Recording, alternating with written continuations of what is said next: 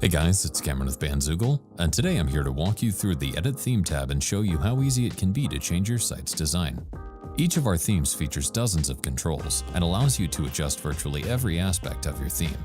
The Header section allows you to adjust your site's header image by adding an image filter, changing the image height, and toggling loading animations if your theme supports them.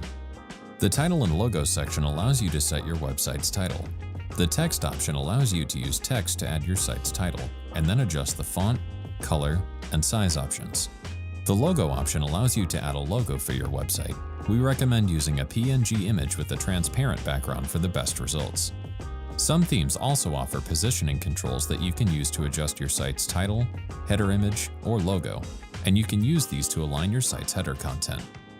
The Menu section allows you to adjust your website's menu options. Here, you can change the font, size, and color of the menu, as well as set the colors and options for the mobile website menu. If your theme features a call to action header, you can use the controls in this section to adjust the colors, borders, backgrounds, and fonts of the call to action header, as well as adjust the positioning of the call to action header on some themes.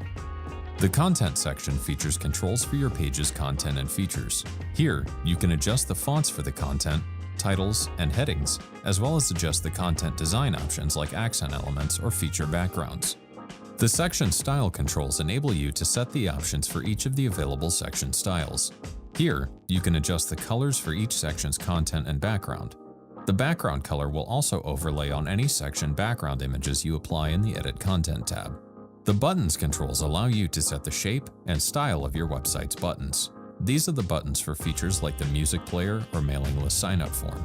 The color of the buttons is determined in the section style that the buttons are placed in. The Social Network Buttons section allows you to adjust the social media icons when you use the site-wide My Sites feature on your band's website.